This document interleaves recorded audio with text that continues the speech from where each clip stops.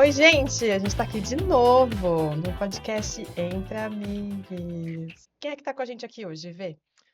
Hoje temos aqui um MC, escritor, creator. Para mim, assim, um grande influenciador, né? Acho que o influenciador, assim, que mais chamou a atenção quando eu me descobri LGBT, assim, vi que tinha um legado, assim, absurdo. Júpiter! E aí? Muito grato pelo convite aí. Vocês sabem que eu adoro vocês, né, cara? Nossa, muito feliz de estar aqui com vocês, trocando essas ideias. Acho que essa é a importância das terminologias, saca? Aham. Das identidades, que a galera fica, né? Ah, mas isso é identitarismo. Até onde o identitarismo vai? Viu? Eu não vou falar o nome dela. É. Ai, essas pessoas me irritam. Mas essa é a importância da gente se Sim, reconhecer. exato. E É tipo, político, né? putz, que da hora você tá usando essa bandeira bissexual. E eu posso me conectar com você dessa forma, assim, sabe? Aham. Isso é uma porta aberta pra outra pessoa se sentir, pô, confortável do meu lado, porque ela Exato, também é bissexual, exato. por exemplo. E, tipo, isso vale pra É. experiências trans e não binárias. Não que isso seja uma regra, né? Que a gente, com toda pessoa trans, se sente confortável. Tem pessoas trans que são escrotas pra caralho, né? Eu Que conheço fique algumas, registrado. né? Então, isso não significa que, pô, dentro da comunidade trans a gente vai estar 100% seguro, ou dentro da comunidade não binária vai estar 100% seguro, dependendo do recorte que você tem, inclusive. Mas isso vai possibilitando de que, pô, eu consigo me juntar com pessoas gordas, não binárias, trans e bissexuais, porque eu sou assim também, e ali vai ser um lugar 100% seguro, saca? Uhum. Tipo, é E, isso. não, e como se o identitarismo do outro lado não existisse, né? Porque as Com... pessoas cis héteros se identificam justamente pela forma como elas se portam, como elas se vestem, como elas falam, Exato! e criam os seus espaços de reconhecimento pelo identitarismo que elas têm. Tipo, por que que aquela pessoa tá me olhando torto? Saca? Por que que a minha presença aqui tá incomodando? E aí, quando você vai ver, é gordofobia. E aí, tipo assim, eu tenho identificado muitas nuances da gordofobia e tenho achado muito importante falar sobre isso. E eu acho também que tem uma relação muito similar, muito próxima com transgeneridade, com o gênero. Falar de gordofobia. Então, falar das duas coisas, falar da minha vivência é inevitável, assim, tipo. Conta mais pra gente como é que você relaciona essas coisas, assim. Como é que você explicaria hoje para as pessoas a relação entre, ou as similaridades entre a gordofobia e a opressão contra as pessoas trans? É o controle do corpo, né? Hum. É o controle de um corpo perfeito, o corpo que tem que estar dentro da norma.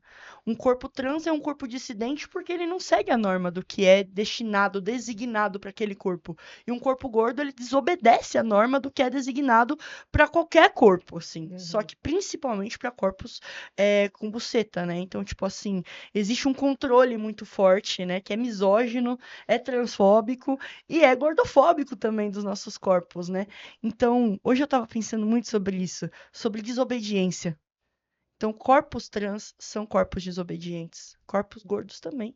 Então, isso tem uma relação muito forte, né? Eu falo sobre isso no meu primeiro e-book também, né? Que é o corpo gordo de encontro com o corpo trans.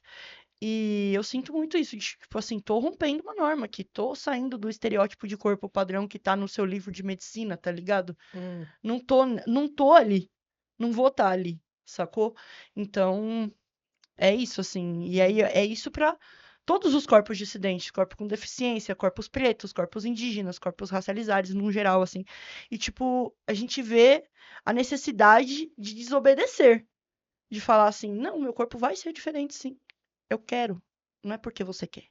Eu estou aqui te desobedecendo. Faz parte. Aproveita para se acostumar.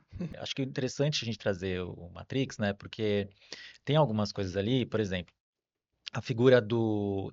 A diretora disse que eles não conseguiram trazer pro filme, né, naquela época, um protagonismo que não fosse de um casal cis-hétero, né? Então você tem ali Neil, a Trinity, né? Uhum. Ainda fazendo esse papel. Mas ao mesmo tempo a Trinity é bem andrógena, Sim. né? Sim. O Neil, aquela coisa quase assexual, né? Vamos Uhum. combinar também. É Sim. quase como se fosse um casal LGBT ali, quase, quase.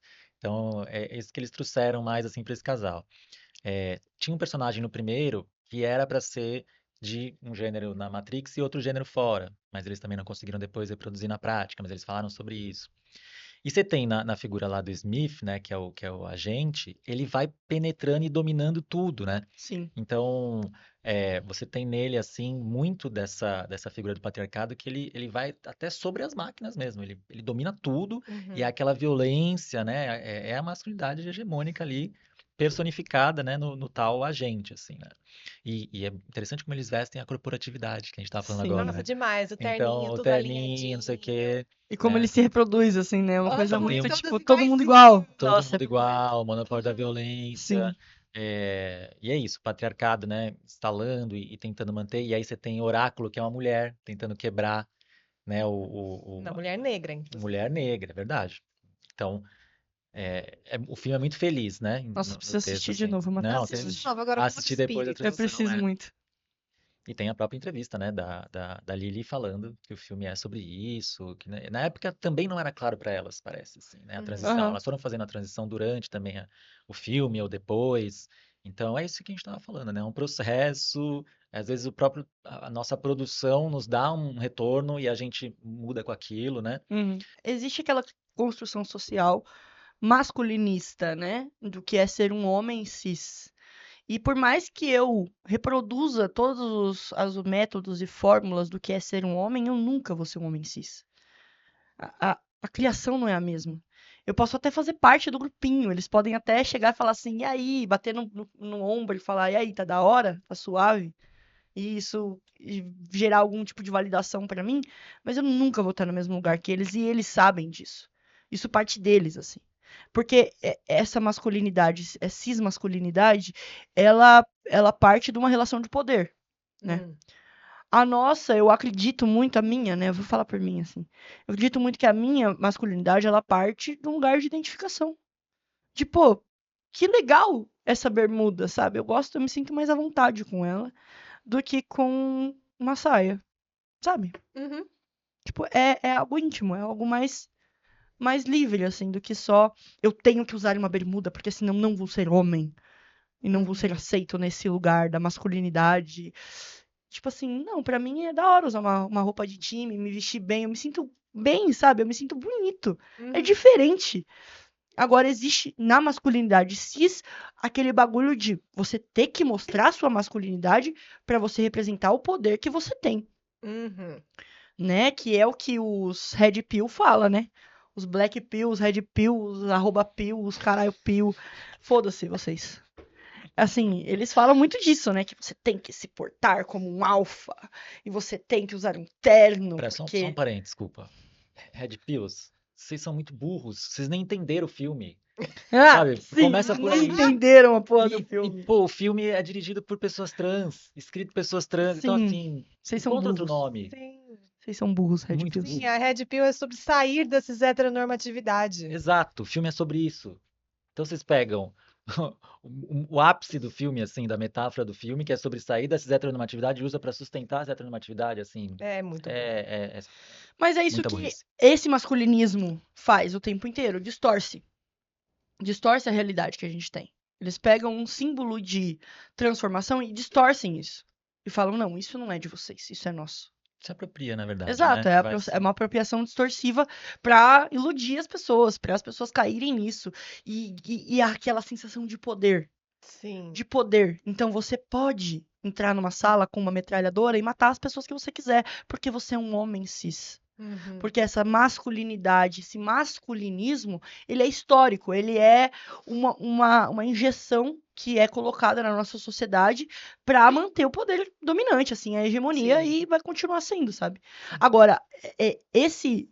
E aí que eu acho importante pessoas não binárias, principalmente transmasculinas e pessoas não binárias no geral, fazerem parte de debates sobre masculinidade.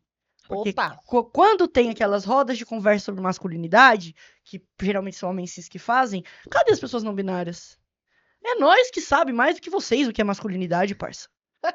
Sim. Vocês acham que sabe. Vocês só estão reproduzindo o bagulho. Aham. Entendeu? Ai, mas vamos desconstruir nossa masculinidade. E como que vocês vão fazer isso? Porque a Com gente já base tá em fazendo, ó. quê? Já tá fazendo isso há muito tempo, entendeu? Saca? Então, tipo assim, vamos conversar sobre isso mesmo? O que é gênero? O que é essa masculinidade? Da onde ela vem? E pra onde ela vai? E, tipo, é isso. Eu acho que nós é uma visão de futuro do bagulho. Total. É, tipo, nós tá olhando pro futuro, falar, pô, legal, eu vou ser uma pessoa transmasculina, eu vou ser um homem trans, eu vou ser uma pessoa não binária, e eu vou usar os símbolos de masculinidade que eu quiser, tipo, uma barba, e eu vou poder botar uma calcinha fio dental bem atochadinha no rabo, assim, e vou falar assim, foda-se, entendeu? Uhum.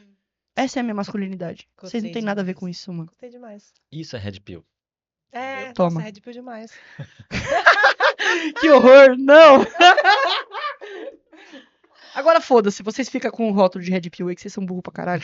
Não, essa não, a gente tem que reconquistar isso. Não. Matrix é muito importante pra mim, pra eles É, ficarem. Matrix é foda, na verdade, né? É o filme da vida da meu Verônica. filme. A gente pode usar outro nome de Pill, porque tem várias Pill É, agora hoje em temos dia, que- né? Sim, Acho que tem que pílula fazer um vermelha, vamos, Pink sei Pill. lá. Sei lá. Pink Pill. Pink Pill. Pink Pill é legal. Pill. Quando tem aquelas rodas de conversa sobre masculinidade, que geralmente são homens cis que fazem, cadê as pessoas não binárias? É nós que sabe mais do que vocês o que é masculinidade, parça. Sim. Vocês acham que sabe. Vocês só estão reproduzindo o bagulho, Aham. entendeu? Ai, mas vamos desconstruir nossa masculinidade. É, e como que vocês vão fazer isso? Porque a Com gente já base tá em fazendo, ó. quê? Já tá fazendo isso há muito tempo, entendeu? Saca? Então, tipo assim, vamos conversar sobre isso mesmo? O que que é gênero? O que que é essa masculinidade? Da onde ela vem? E pra onde ela vai? E, tipo, é isso. Eu acho que nós é uma visão de futuro do bagulho. Total. É, tipo, nós tá olhando pro futuro, falar, pô, legal, eu vou ser uma pessoa transmasculina, eu vou ser um homem trans, eu vou ser uma pessoa não binária, e eu vou usar os símbolos de masculinidade que eu quiser, tipo, uma barba, e eu vou poder botar uma calcinha fio dental bem atochadinha no rabo, assim, e vou falar assim, foda-se, entendeu? Uhum. Essa é a minha masculinidade. Vocês não Gostei têm nada a ver demais. com isso, mano.